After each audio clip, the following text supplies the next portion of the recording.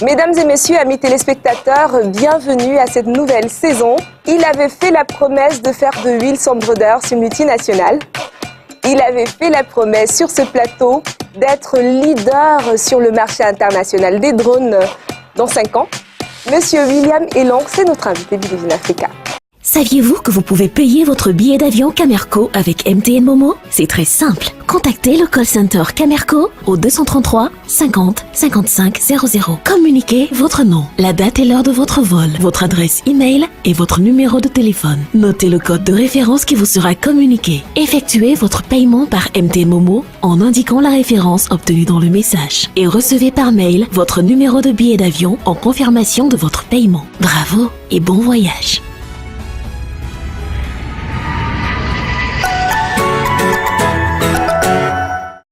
Le plus jeune diplômé en stratégie et en intelligence économique de l'école de guerre économique de Paris à 20 ans. Il est fondateur de la start-up Wilson Brothers, spécialisée dans le conseil en intelligence économique et innovation technologique. Ces drones font concurrence aux géants internationaux avec un rapport qualité-prix sur le marché. Monsieur William Elong, bienvenue. Merci. C'est un plaisir renouvelé pour nous de vous avoir. C'est un plaisir d'être sur ce plateau et d'avoir l'opportunité de parler de ce projet une fois de plus. Je tiens à rappeler que ce n'est pas la première fois qu'il est invité. Il a été là à nos débuts. Qu'est-ce que ça vous fait de revenir? Ça fait chaud au cœur.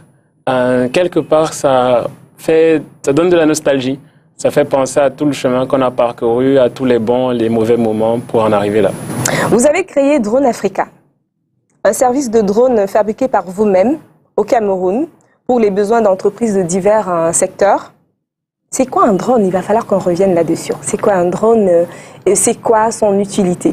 Alors, un drone, c'est un aéronef non habité, totalement autonome, qui a la capacité de faire des prises de vue aériennes, et qui est souvent utilisé pour des missions de cartographie, de topographie, inspection de stades, surveillance d'exploitation agricole, gestion de risques, etc.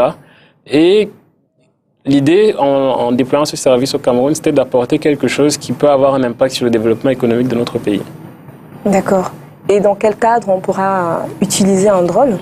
Alors, nous avons utilisé des drones en 3 ans sur plus de 50 opérations et prestations de services diverses.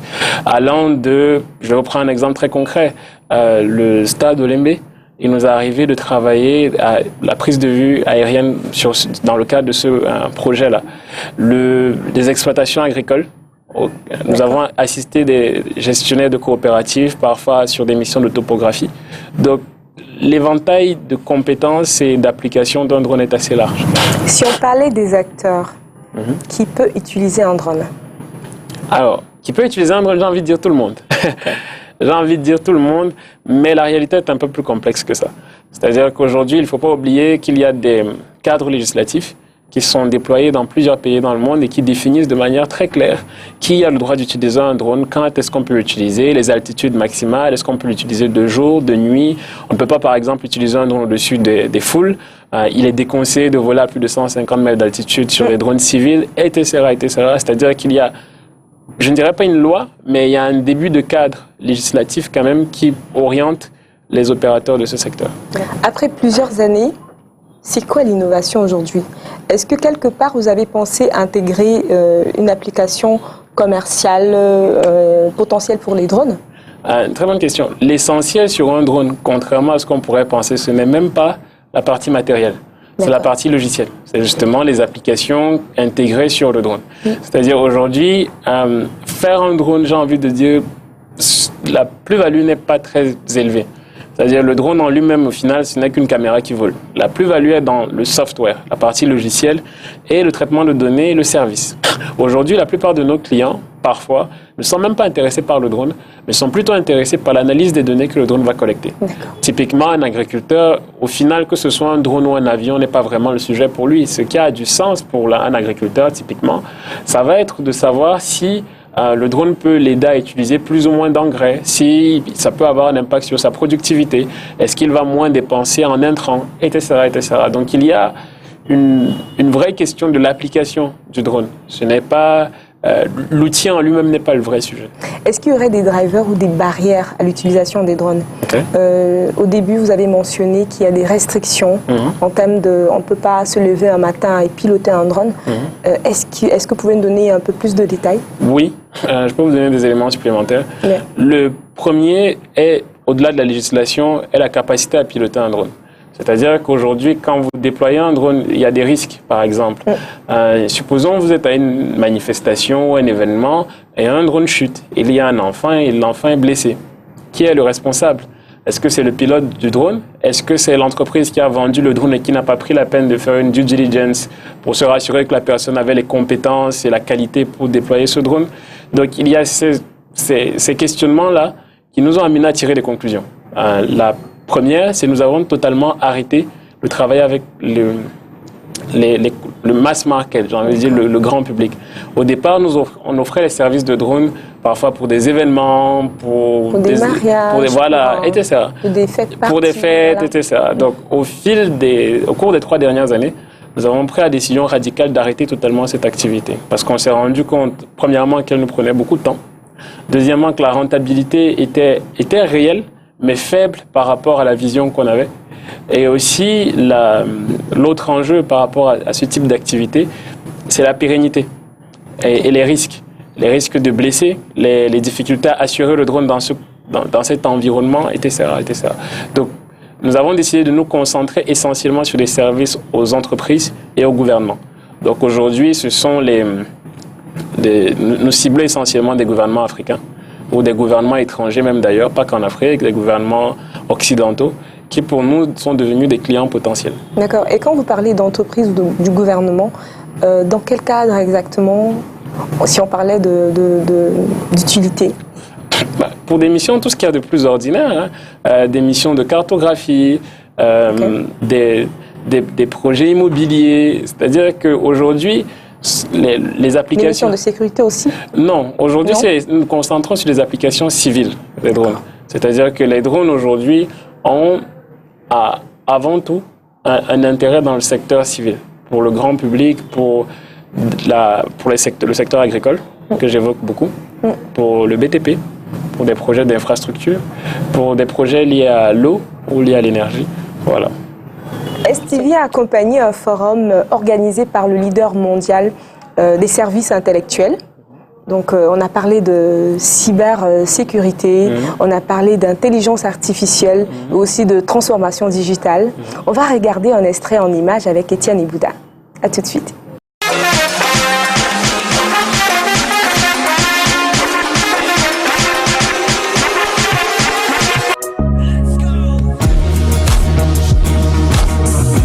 C'était de sensibiliser aujourd'hui les entreprises camerounaises par rapport à ces tendances technologiques et voir quel impact elles pourraient avoir sur leur métier. Ces tendances technologiques présentent des avantages, des opportunités business, des évolutions possibles, des nouveaux marchés à adresser, mais aussi elles présentent en même temps des risques.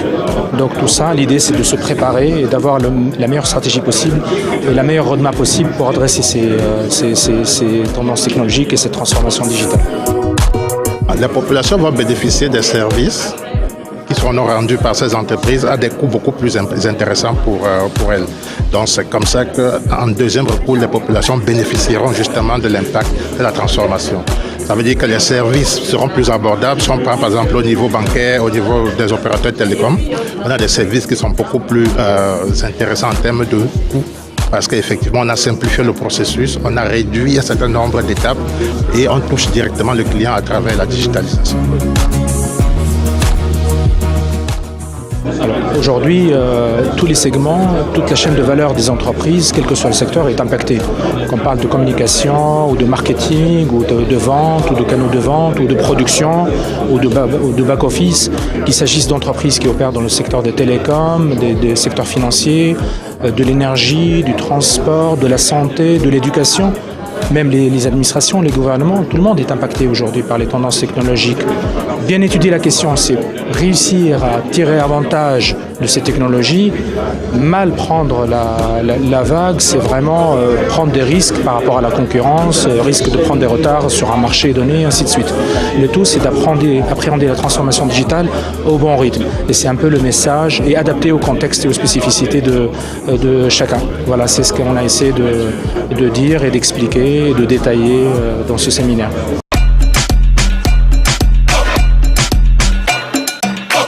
Voilà. C'est quoi votre avis en ce qui concerne la cybersécurité?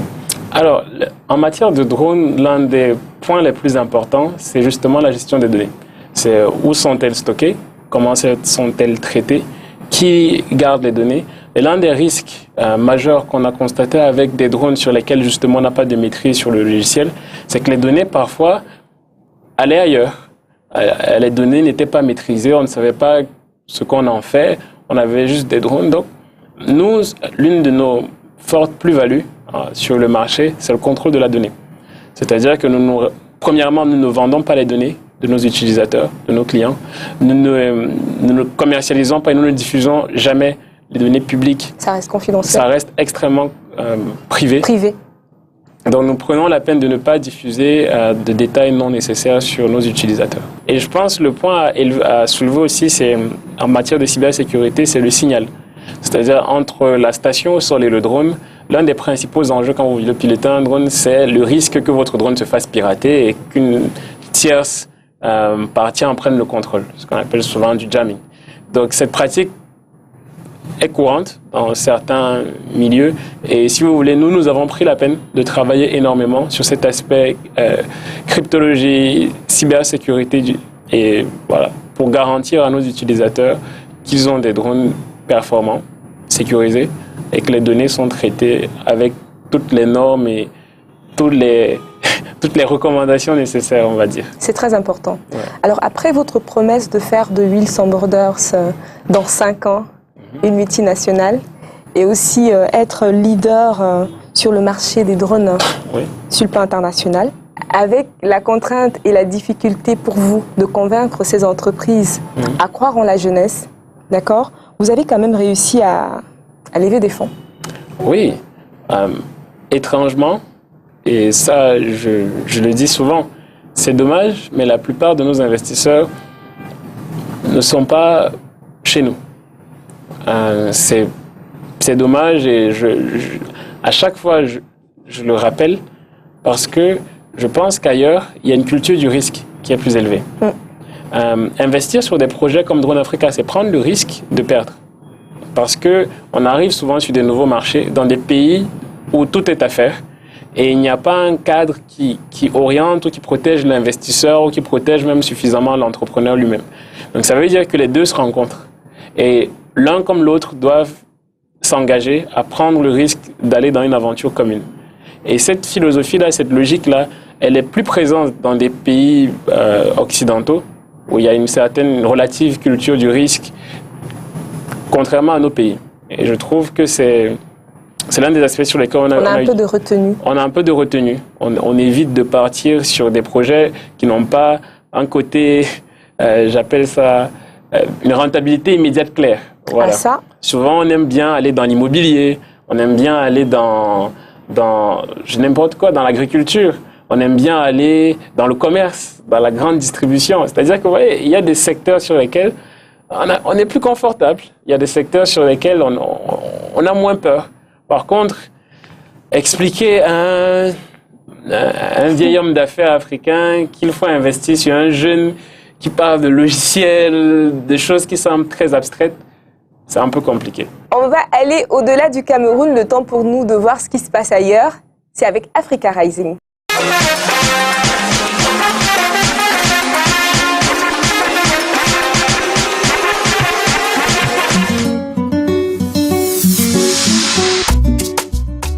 Adelo William, 32 ans, le stratège de la communication qui a fait élire 3 présidents. Impliqué dans les célèbres campagnes sur les réseaux sociaux Nigeria comme les hashtags Enough is Enough, Occupy Nigeria ou encore Bring Back Our Girl. Des campagnes selon lui pour connecter la colère et les aspirations populaires. Il est expert en relations publiques, considéré comme l'architecte des victoires électorales des présidents nigérians tels que Goodluck Jonathan, Muhammadu Buhari. Il a également contribué à la campagne du président ghanéen Nana Akufo-Addo, qu'il a surnommé The Man with the Golden Touch, parce que tout ce qu'il touche se transforme en or. L'ancienne star de la NBA, Dikembe Mutombo, originaire de la RDC, a reçu le samedi 19 janvier l'une des plus hautes distinctions du centre Martin Luther King. 52 ans, considéré comme l'une des légendes et l'un des meilleurs défenseurs de l'histoire de la NBA américaine, où il a évolué pendant 18 ans.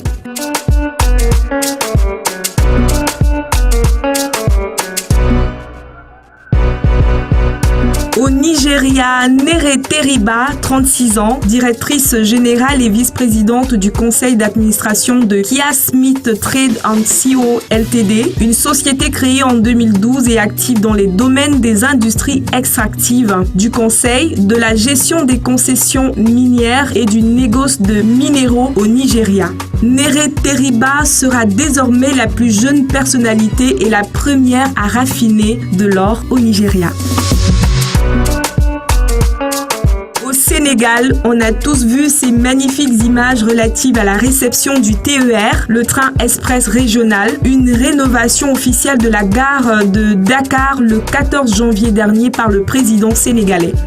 Vous êtes entrepreneur, vous souhaitez rencontrer des investisseurs ou renforcer votre réseau, le plus grand programme d'entrepreneuriat en Afrique de la Fondation Tony Elomelu est lancé. Les inscriptions se poursuivent jusqu'au 1er mars 2019, alors allez sur le site www.tefconnect.com pour plus d'informations.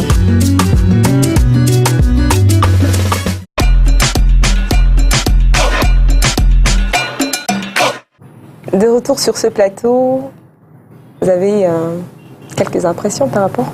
Oui, c'était extrêmement inspirant de voir ces profils.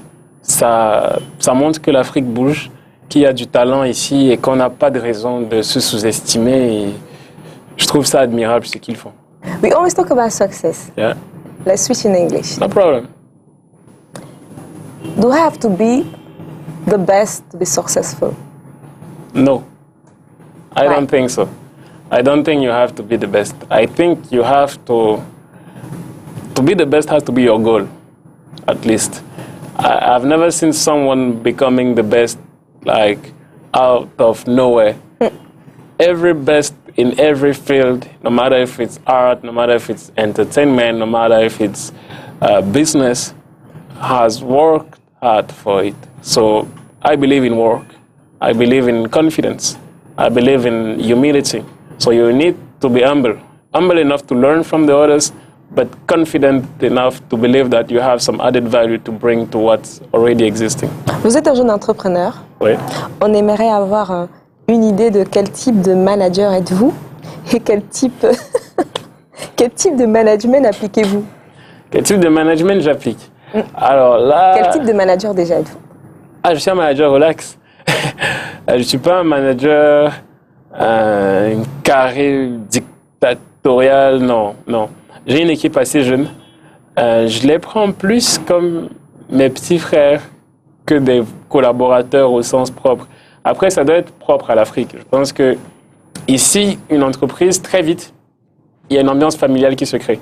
Qui s'installe. Ouais. Très vite dans les entreprises en Afrique, il y a le réflexe familial qui s'installe parce qu'on a pris ces habitudes-là.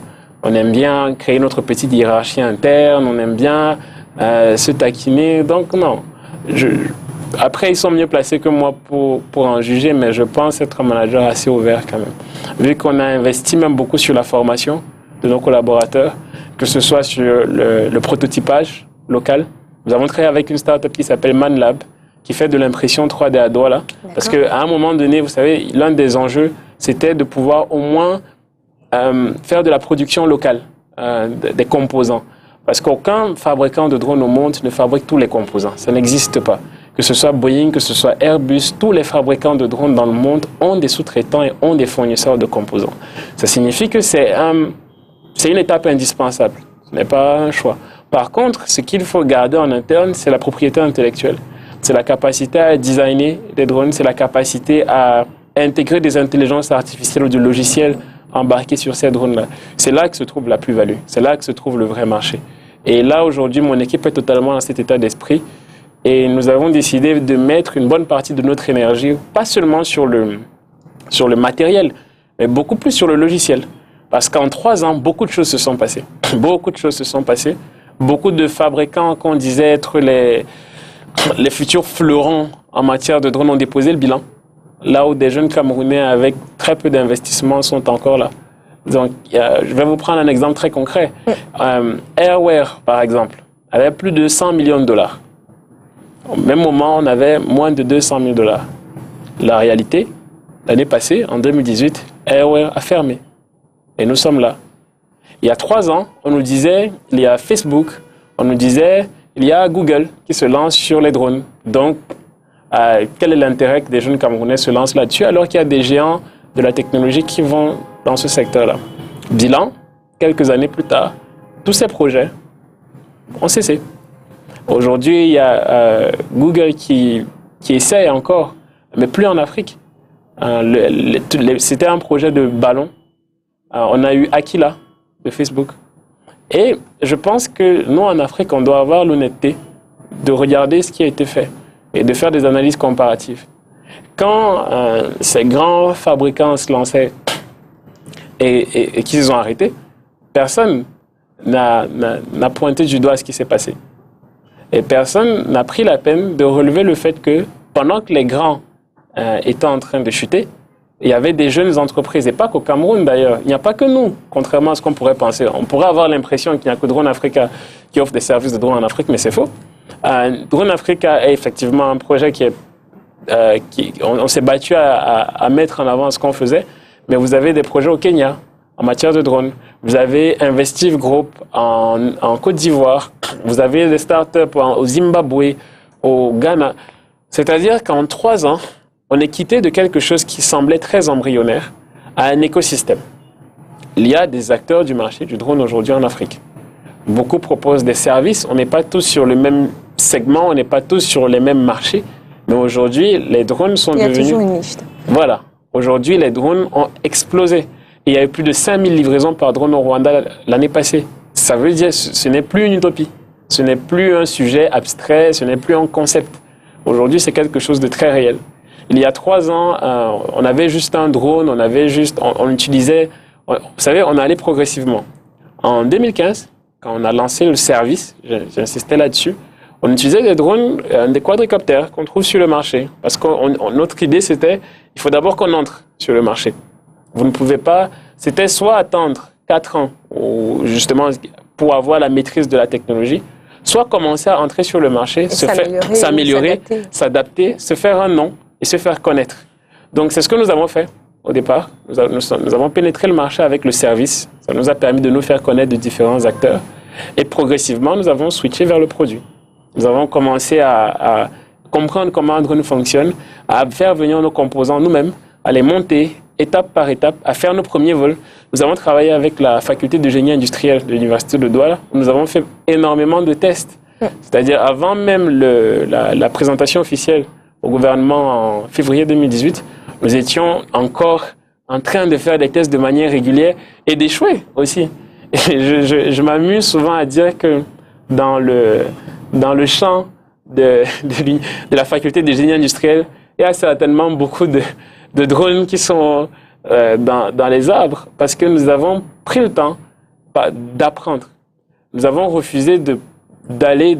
On aurait pu se dire, on va vers des fabricants qui savent tout faire. Oui. On met notre logo, oui. On n'en parle plus. Et ce n'est pas ce que nous avons fait. Nous avons fait le choix d'y aller progressivement. Nous avons fait le choix de prendre le risque d'échouer. Nous avons fait le choix de prototyper nous-mêmes nos solutions. Nous avons passé et on s'est lancé.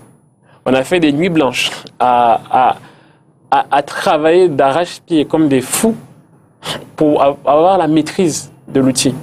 Et aujourd'hui, je suis très fier de mon équipe parce que, honnêtement, en matière de drone, aujourd'hui, on sait comment ça marche. On sait qui fait quoi dans le monde, on sait comment les autres fabricants sur le marché fonctionnent. Et si vous regardez en France au cours des 6 derniers mois, les entreprises, de manière régulière, le marché ils sont en train de fermer. Ils sont en train de fermer. Parce que pendant que nous, il y a eu beaucoup de condescendance vis-à-vis de nous au départ. C'est-à-dire que les fabricants occidentaux avaient l'impression que des petits Africains, des petits Camerounais n'iraient jamais sur leur terrain. Ça. Ils n'avaient pas prévu ça. Donc, quand nous avons créé Algodrone, qui est la holding qui est en Allemagne, je pense qu'il y en a beaucoup qui ont été surpris. Parce que le projet s'appelant Drone Africa, personne n'a vu venir le coût. Et pourtant, la vision dès le départ, elle était mondiale. Vous êtes aujourd'hui dans combien de pays? Là, on est à plus de 6 pays déjà. Wow. Nous avons un réseau de distributeurs et là, nous sommes en train de nous étendre, beaucoup même. Là, nous sommes en train de travailler sur la création d'une filiale au Sénégal, par exemple, parce que c'est un marché extrêmement mature, extrêmement dynamique. Il y a une vraie... je suis allé à Dakar une fois, mon cœur y est resté. Le pays est beau, le pays est accueillant, le pays est chaleureux. Non, le Sénégal, pour moi, je pense que c'est devenu, dans mon cœur, un pays important. Parce que j'ai vu une vraie dynamique, une vraie culture du digital. J'y étais pendant le Dakar Digital Show, d'ailleurs. Et j'ai vraiment vu que le pays était demandeur de ce type de solution. Et il y a une réelle ouverture d'esprit que j'ai beaucoup appréciée. Wow. On est simplement impressionné par votre engagement, votre motivation. Avez-vous des projets? Oui, nous avons beaucoup de projets. Oula, les projets sont vastes. Le premier projet, le chantier le plus important de mon point de vue aujourd'hui, c'est l'intelligence artificielle. Parce que, si vous voulez, faire un drone, c'est une chose. Faire un drone, c'est un challenge. Mais en 2011, je vais vous prendre un exemple très concret. Il y a un service américain qui avait plus de 300 000 heures de vidéos analysées, de vidéos collectées par drone. Et le problème aujourd'hui, quand on veut analyser les vidéos collectées par un drone, souvent, c'est comme un analyste devant un écran qui doit regarder progressivement la vidéo et dans cette vidéo détecter s'il y a par exemple un véhicule, s'il y a une personne, s'il y a une menace. Donc c'est un travail fastidieux. 300 000 heures de vidéo, ça représente plus de 30 ans d'image. Donc c'est énormément de travail. C'est énorme. Et il y a quelques temps, il y a eu des budgets ou des projets de recherche qui sont lancés dans le but de résoudre cet enjeu-là. Comment analyser le flux vidéo qui vient d'un drone et détecter les objets ou tout ce qui est embarqué. Et là, nous avons mis sur pied une solution brevetée qui s'appelle Cyclope. Cyclope, c'est une intelligence artificielle qui a été conçue par des Camerounais pour les drones, qui permet de rendre le drone plus intelligent, de mieux comprendre son environnement, d'identifier des objets, des véhicules et de les classifier sur la base des images. Nous avons découvert qu'on pouvait utiliser ce même principe dans le domaine de la santé. Nous nous sommes rendus compte qu'un algorithme qui peut faire la distinction entre l'image, par exemple, d'un véhicule et l'image d'une personne, d'un animal ou d'une personne, d'un animal, d'une personne, au final, peut peut-être faire la différence entre l'image d'une cellule saine et l'image d'une cellule malade.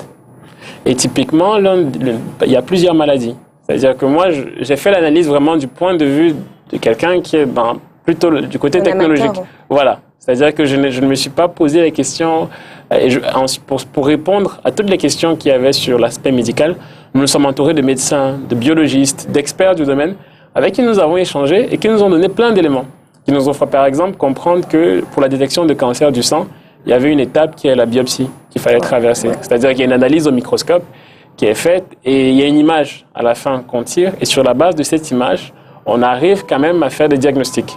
Donc nous, ce que nous disons avec Cyclope, ce n'est pas comme comme j'ai cru lire que les drones vont lutter contre le cancer.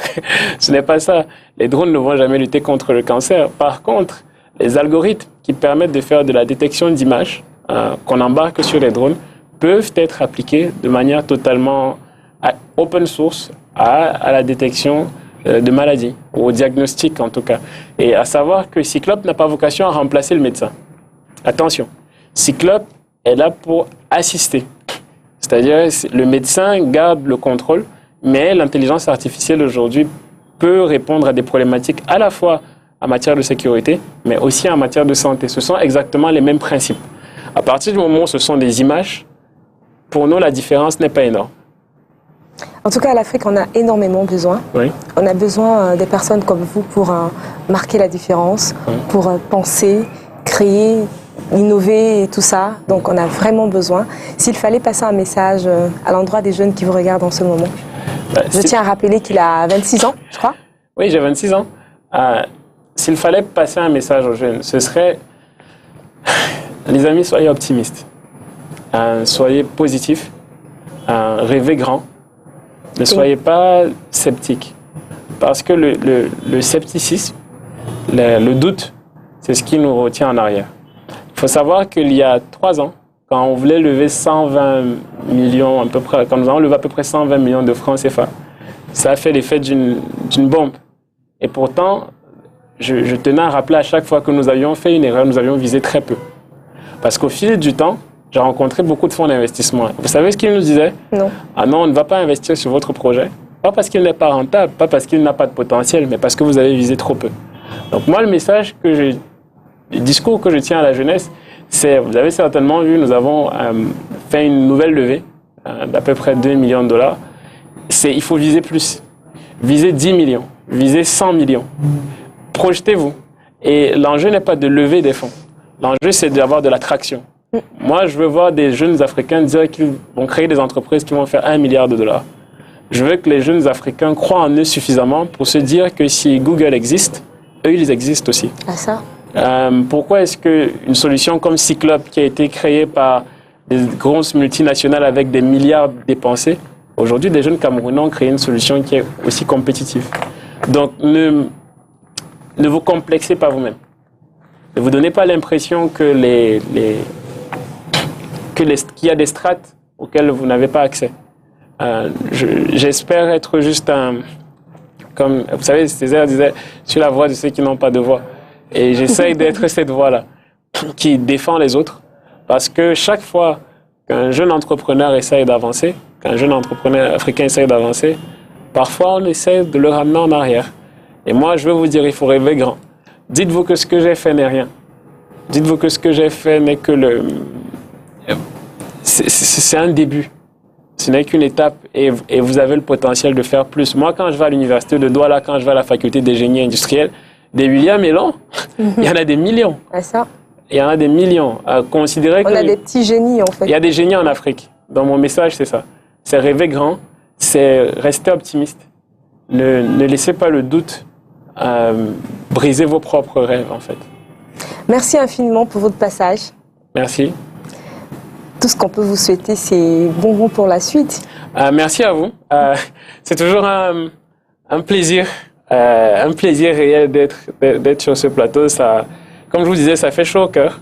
Ça montre qu'il y a des gens qui croient en ce qu'on essaye de faire. Et je tiens vraiment à remercier votre audience, à remercier tous les jeunes qui nous ont suivis après la première émission Believe. Ah, je me rappelle. Parce que ce passage-là nous a propulsés.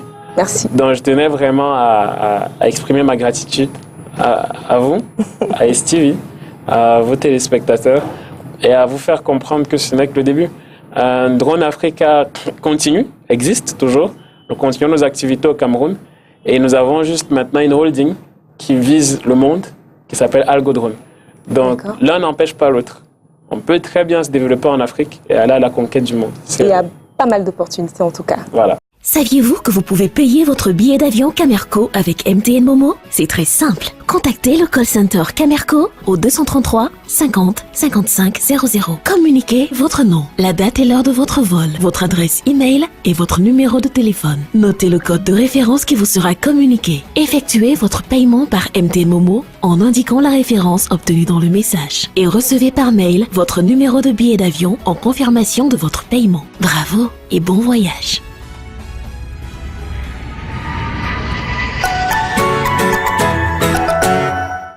Chers téléspectateurs, c'est ici que s'achève ce programme. Merci pour votre fidélité. On va se séparer en ces termes. Dream big. Dream big, work hard. Dream big. Believe in Africa. Ciao, ciao. Merci.